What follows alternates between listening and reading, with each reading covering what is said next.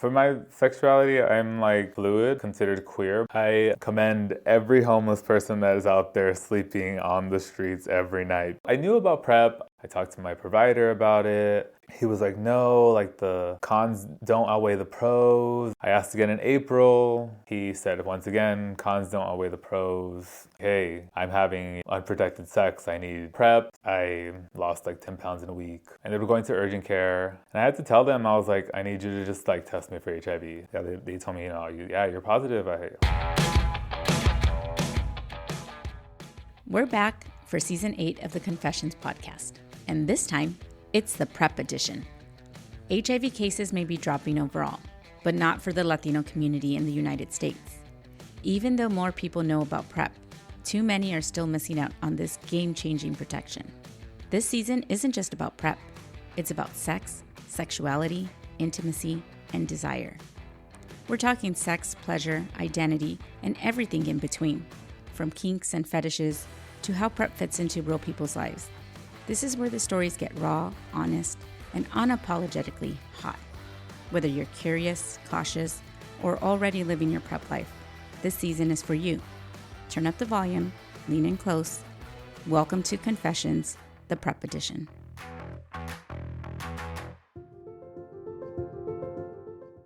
Well, my name is Ismael Herrera, but I do prefer to go by Ish. So originally I'm from Cudahy, California, but now I live out in Pasadena, California. Cudahy it's literally like an 8-block city in between like Southgate, Huntington Park, Bell, and Bell Gardens.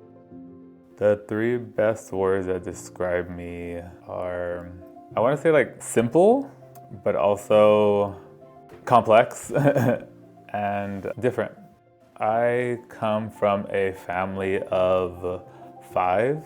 I have 2 brothers, 2 sisters, single mom. I lived in Cudahy maybe most of my life. Also being like in Huntington Park with my grandma, raised more like by my grandma. My mom was always working. Dad left out of the picture when I was 13. He was just not, I guess, ready to be a father, to say the least. So it didn't work out. I'm a male, born male. For my sexuality, I'm very fluid, maybe considered queer, but I don't it's not really about the looks. It's more about the mental for me. So I think that's what plays a big factor into it. I'm 31 now, and I went to high school, Woodrow Wilson Senior High. I've worked since I was 16. Juggling school later on in my high school years was kind of it took a toll on me, I guess, to say the least. I basically supported myself since 16. I had other siblings. I have, younger siblings that needed more help than I did when I could have. And yeah, so I knew that growing up I had to kind of just make it on my own in a sense, just to kind of help my family out a little bit better so there wasn't that much stress. I, graduated 2012. I got accepted into the colleges I wanted to. I just didn't really want to leave. My dad had just left, so just kind of I didn't want to put my siblings through that. I ended up going to community college. I went to ELAC, East Los Angeles Community College, and was there for a couple years, still juggling work, doing what I needed to do. I wound up a couple years later, maybe 5 years ago. I was 26. I ended up being homeless. I was in my car for 6 months, still going to work. This is when I worked at Ultimate, I believe. I was going to school. I ended up coming out to Pasadena. I had a friend that lived out here, and she let me stay in one of her rooms after all that. Transitioning over to the place that I'm moving out from right now, I was there for 4 years. She knew someone that lived there, had a friend. She's like, hey, there's an extra space here. It was a shared living situation. During COVID, so health-wise, I was very terrified moving in there. Now it's kind of more okay, I need to find more space for me to grow. A room kind of wasn't just enough. Now I'm out here closer to Old Town Pasadena. I commend every homeless person that is out there sleeping on the streets every night, because I would cry myself to sleep most of those nights. It was cold, I felt alone. It was the worst feeling ever. That was like first time I had to like do like a substance to be able to stay somewhere. Like it was part of the way, like it was, okay, you can stay here and you have a place to like sleep and like shower and everything, but like this is part of it. So you got like, and I was like, okay, like it has, like I just needed it. I needed to make sure I got to like, work clean, and make sure that, like I was safe, and it was scary. I learned, I grew from it. It was a tough experience. I don't wish that on anyone ever. Like I said, I just commend all the homeless people out there sleeping every night in the cold. I remember like doing what I need. What do they call it? They call it survival sex. Doing all that just to kind of like, have food, like have like a place to shower. It was wild. I would bounce around too. I would go from like Carson to Covina. I was out everywhere. I didn't really tell people I was homeless. I just kind of was like, I'm just trying to show up to work every day and do what I need to do. Because I really liked the work that I did at the time. I was working for Ultimate Health Services. It was like my gateway into this like life that I live now, because I wouldn't be literally here in this moment if I hadn't gone through that. I had just gotten diagnosed with HIV actually. It's going to be 10 years since I was diagnosed in July. I knew about PrEP. I would ask about status all the time. And, I would get tested. I talked to my provider about it. But when I had that conversation, it was in like February. I had a conversation with him one time. I was like, I want to get on PrEP, like I know my risks. I know what I'm doing. I just need to make sure that I'm safe. He was like, no, like the cons don't outweigh the pros, and I'm Latino. We're supposed to trust the doctors. Everything they say is like, in a sense, like God's word. That's what they're saying, and like it's go. I came back later, 2 months. April was like, okay, I really, really want it. Like I know that I might be at risk more. Like I want PrEP in my life, because I knew what came with it. And it's not even the virus itself, it's the stigma that comes with it. That it's like, especially growing up like in a Latino household, like this is stuff someone just sweeps under the rug. We don't talk about sex. We don't have those conversations. It's taboo. But it's like, no, we need to have these conversations so we're aware, like so we're like able to help each other in a sense. Going back to, I asked again in April. He said, once again, cons don't outweigh the pros. I was like, right. I was 21 at the time. I was young. I was going to school. So I was under my mom's insurance, and I didn't want to have that conversation with her, because growing up that way, we weren't, accustomed to just being like, hey, I'm having unprotected sex. I need PrEP. So I kept going on with my behaviors, keep doing what I was doing, and I got really sick in June. I had all the symptoms, like those like Mexican cobijas. I would sweat through them in a night 3 times, drenched. Like they didn't even go through the spin cycle on the washer. It was crazy. I lost like 10 pounds in a week. I had the worst headache of my life. I always describe it as like, I feel like someone like was just hitting me over the head over and over again with like an anvil. And they were going to urgent care, nothing, they couldn't figure it out. And I had to tell them, I was like, I need you to just like test me for HIV. I know that's what it is. Sure enough, yeah, they told me, you're positive. Like it was bad. I had like a viral load of 9 million. My CD4 count, I believe, was at 300. Like I was low. Your immune system is just not as what it could be. And the thing that sucks, the connotation that comes with HIV, like it's the stigma, which is the worst. But people don't understand that, and it sucks that people aren't ready to have that conversation. But I'm hoping that this might open that door. I wasn't like shocked, because like I said, I knew my behaviors. I had asked for PrEP twice. Like, come on, like I knew that it was possible. Like I really did. And there was a mix of emotions too. I was like sad. I was 21. Like being positive at 21 in the gay world is they just made you feel like nothing. I remember I would post my status on my profiles, and I would just get hate messages saying nasty things just because I was being open about my status. People were mean. People were like, like you're disgusting. Like just people had told me to kill myself. Like people were really mean. I was like, dang, like this is our community. And I was young, so I was like, dang. And I didn't know them. They were just like random people. Like, and it's like, why? Like I didn't even like, what was the issue? Like what was I doing for you to have to like reach out to me and be nasty about my status? What was the point of that? Like, what did that do for you?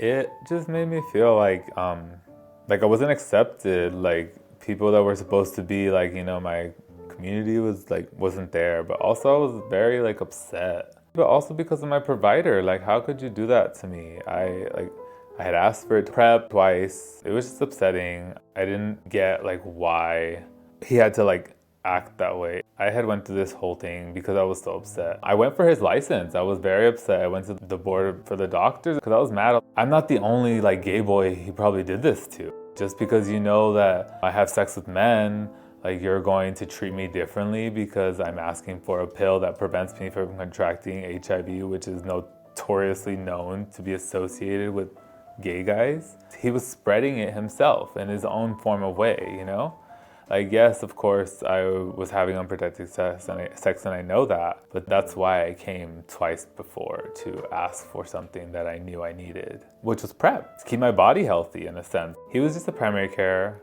I believe it was on the Middle Eastern spectrum. I don't remember his name. I didn't want to keep that with me, I felt like that was something I had to let go, and I did. It was with Kaiser. I personally don't like Kaiser. I have a lot of bad things with them. It's crazy. Ugh. After that, I would eat what I would drink, and even now it's still there. It's it's good. I don't like to add a lot of bad things to my body, and if I do, pues es la vida. I'm gonna grow from it, I'm gonna learn from it. Everyone's battle and journey is different. Not everyone goes through the same door. Okay, I do know who gave me HIV. I told him once it happened, and he completely just ignored me. I was young, it was an older man, but I knew what I was at risk for. I knew our behaviors, the people we invited into our bed, and so he kind of just disappeared after that. Never really reached out to him because it didn't really matter anymore. That's the question everyone wonders, but also we have to think about how are we advocating, talk about HIV, not where it came from. I don't wish any kind of negativity towards anyone that's ever wronged me because they might not have known. How are you a gay boy and you're not aware of this in 2025? Do you not see all that we've been through before already? We're focusing more on the epidemic itself than all the feelings around it. But it's just we can't focus on that question, who gave it to you? It has to translate into that question, what are we gonna do now? And that's why I was so invested in being a part of the Commission on HIV.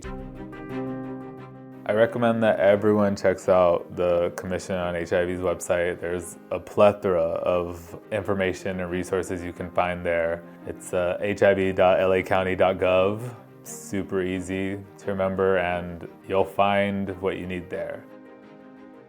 I heard from PrEP the first time maybe on Grindr. I saw the ads, I was just always on the sites, came up on Grindr one day, one of the sites. Obviously I'm there, looking for someone to hook up with. Having that information relayed on there was the easiest. Even now, there's so many things that they have on there too, being able to get tested at home, places you can get tested. I think they still have PrEP ads on there too. That's where I heard about the first time. But then when I started doing the work and being in the field is when I started learning about, PEP. Now what do we have? DoxyPEP. There's just so many things that are happening. And I tell a lot of people I work with, majority of them were heterosexual. So it's it's not just for gay people. That's what everyone thinks. It's oh, we don't need that. But it's you never know. You never know if it, you have a slip or something happens. You just don't ever know. But those options are available, so that's nice.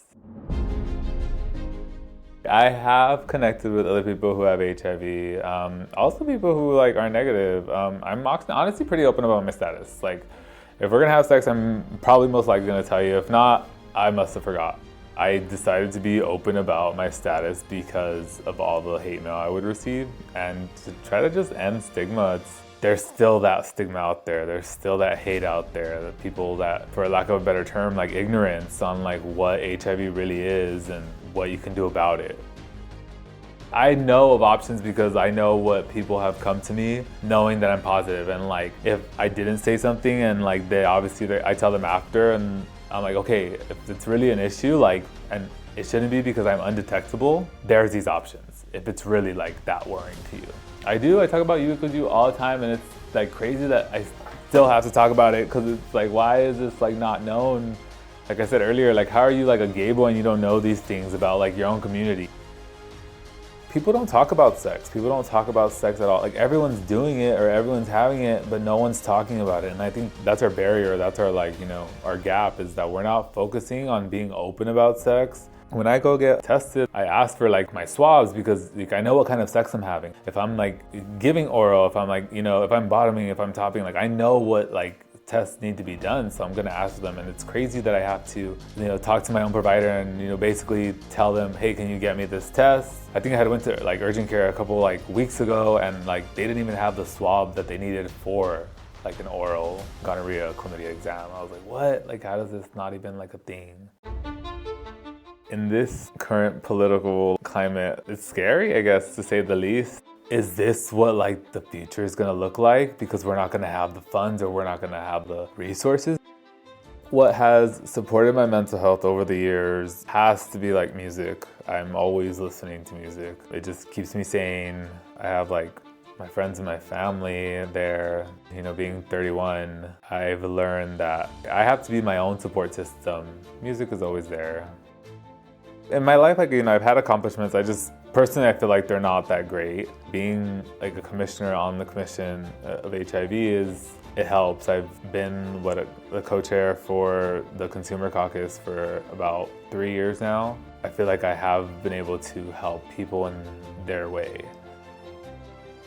Going back to school, I feel like it's something that I really want to do. Education is forever. We're always a student. Maybe start like a nonprofit to help like people myself. I would like to encourage people to be themselves and not give in to other people. Be true to yourself. You want that job, go get it. You want that degree, go get it. Like you want that like life, go live it. Like just be about it. Thank you guys for having me. This season, we talked more than just protection. We got into identity, intimacy, fetishes, and the real ways PrEP shows up in our daily lives. Because sexual health isn't just about prevention. It's about empowerment, connection, and owning your desires. Thank you for listening, for leaning in, and for daring to have these conversations with us. Season 8 was brought to you by the Los Angeles Family AIDS Network in collaboration with Reach LA. Be safe, stay sexy, and keep talking.